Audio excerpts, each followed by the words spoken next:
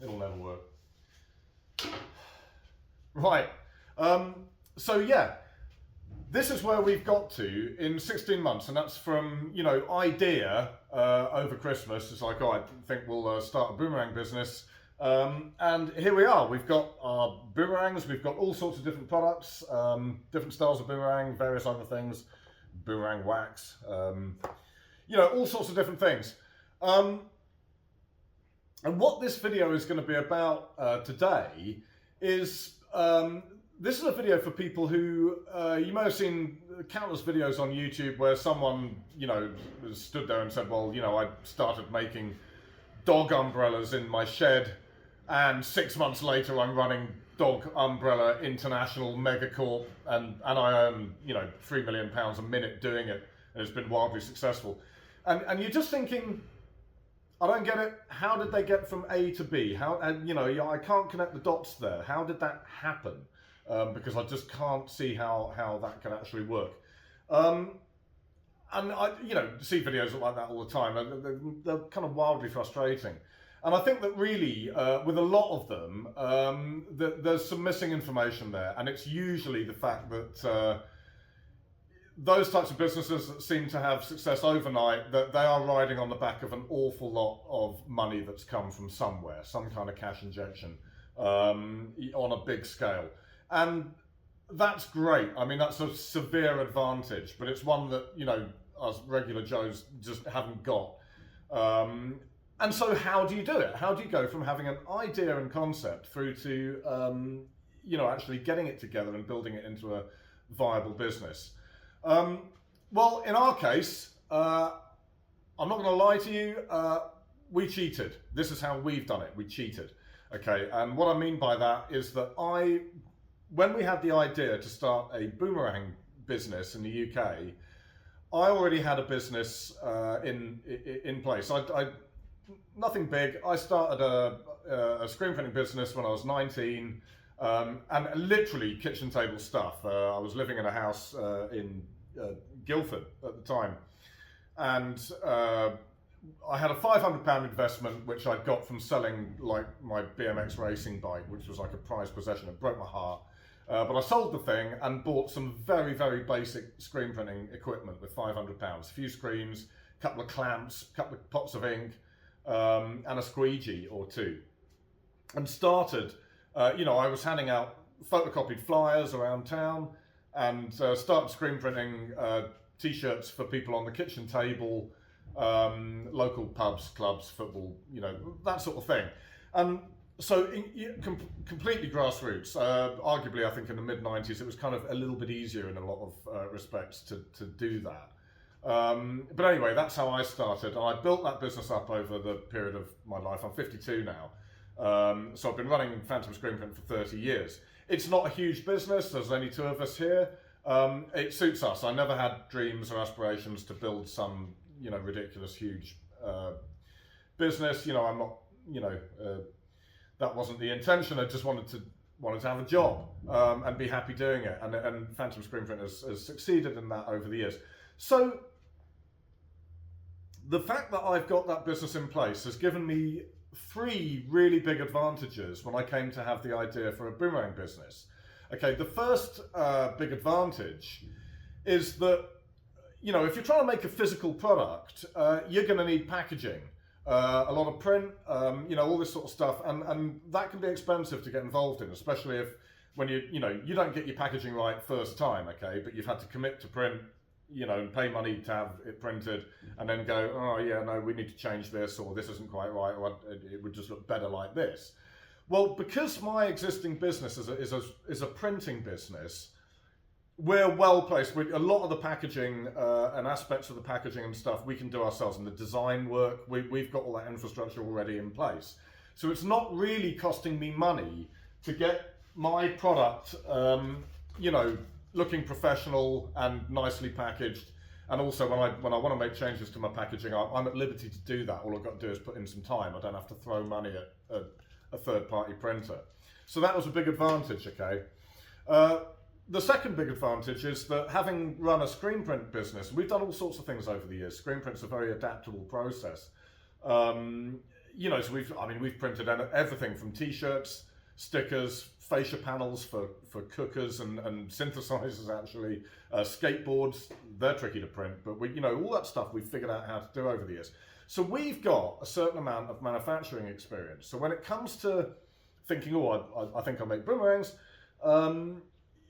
the actual figuring out a process and working out how to actually make something, I feel we've got that advantage in that we've already had a lot of experience at nuts and bolts stuff and how to make jigs and how to try and make things work. So that was a big advantage number two. The third advantage, I think, for a lot of people trying to start a business from the ground up, you've got to have an income already before your business, works out for you. So people are like, I'm working 40 hours a week at wherever it is, so-and-so's burger joint. And then I've got to try and start a business from scratch in my spare time, which I don't have a lot of. So, that's awkward. Well, we had the advantage that because of the nature of our work, we had the time at work to put into, we're already here. So when we decide we want to make a boomerang business, we're already at work with all the stuff around us we need to kind of get that going. And we're already here, to give time to it.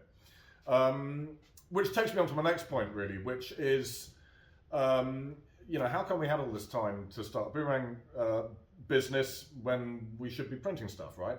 Well, it's about how my screen print business has been organized over the years. We've always looked for large kind of contracty type print work, and which has worked well for us. We do a lot of casual work as well, but the nuts and bolts of this business is large contract work that we have a close relationship with the customer over a number of years. Now contracts come and go, and we've done all sorts of big work for people in over that 30-year period, but they're not the same customers as we had when we started. Contracts will come to an end for a number of different reasons. People retire, businesses fail, and also a lot of the time when a job becomes really big that someone's outsourcing, eventually that person says, you know what, we'll save money as a business if we take that process in-house. And at that point, if you're the external supplier, you lose that work and the contract ends. So normally what I do is when I can see a contract coming to an end, I go, okay, who's next? Where should we go and find the work that we want to do next? Who's our next big hitter, But this time, at 52 years of age, fancied a bit of a change. I said, okay, we saw this big contract coming to an end. And I said, right, rather than trying to replace that with another third-party customer, let's have a go at the boomerang idea. It's been floating around for a while. I said, let's fill that slot with trying to start a new business making boomerangs. And so it meant that that's how we had the time. Okay, we had a large contract finished. We've still got other print work going on, but it left us with the capacity of time to put into the boomerang idea. So what I'm trying to get across here is, I hope that this is perhaps a slightly more honest way of describing, how we've managed to get to where we've got to in 16 months, rather than going, well, we had an idea to make boomerangs and then, pow, 16 months later, here it is, and it's great. It wasn't like that for us. We had some distinct advantages. Didn't have a pile of cash, but we've been able to develop the idea with a lot of costs that aren't there for us because we're doing the work ourselves. We've already got infrastructure in place. We've got premises. So where are we up to after 16 months? Well, we've developed our products. More on that in a minute. We've kind of market researched them. We've gone out and done craft markets and stuff. It's been very well received by people. People just think it's great. It's got a lot of novelty factor. No one else is really doing it, especially not like this. And so people just like it as something new and different. And so we've been getting moderate sales. It's been okay. We've been selling online. More about that in a minute as well, because that's the other thing people see as frustrating. You see all these people who are like, oh yeah, I'm selling 1 million dog umbrellas a minute on Amazon or whatever. We've been through all that with internet sales. It's hard. Internet sales is hard, and it's expensive as well. And it's not that simple. It really isn't. And the internet side of this business for us has been a real slog and actually not particularly fruitful. so far. It's getting there. It's getting there. But this notion that you put some product up on Amazon and the next minute you're a multimillionaire, I'm not buying it personally. Okay, it's difficult.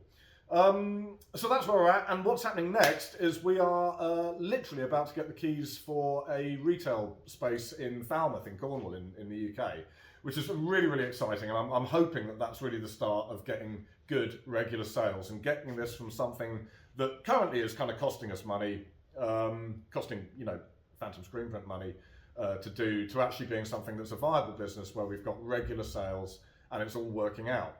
So next we're going to have a look at how we developed up the actual manufacturing. How did we actually start from scratch making boomerangs? We've not done it before. And we're going to go over some of the problems.